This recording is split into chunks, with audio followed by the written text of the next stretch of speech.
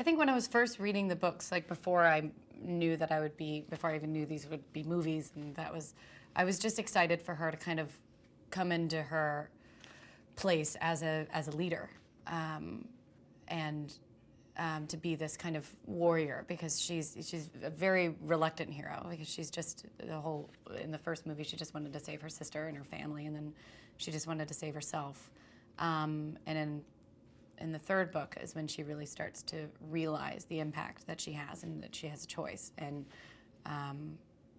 to lead this fight. So that was what excited me just as a reader. But I think as an actor, I was excited, I mean, about that and about that change and that kind of development, but also waking up in a brand new environment, in a new world, you know, and her home is gone and she just kind of has to rebuild herself from nothing.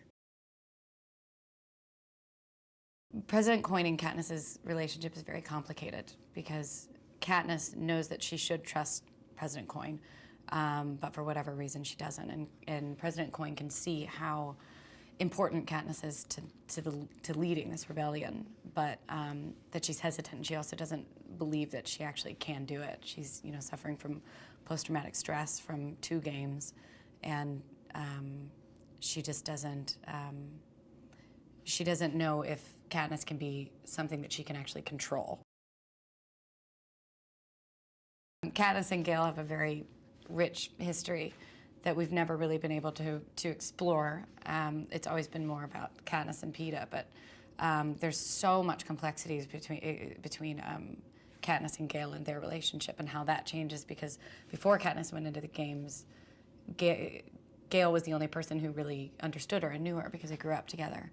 And after the games, when she came out, she and Peeta were the only 2 people that have experienced that and that can really possibly understand that. So there's this whole huge part of her life that now only Peeta understands and that Gale never will. So it's a very interesting relationship. So it's nice to get to go deeper and explore more into that. And that's what's really interesting about this movie, is that a lot of our old relationships that have built over time are very different now. You know, Katniss isn't even speaking to Haymitch because she blames him for Peeta disappearing. And Effie is trying to adjust to District 13, which is very interesting. You know, a lot of old relationships that are established, that are new, are growing and changing and are very different in this movie. And then we also have new cast members coming in that are absolutely fantastic. So also forming new relationships.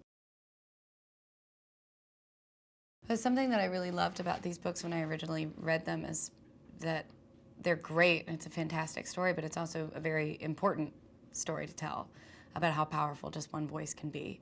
And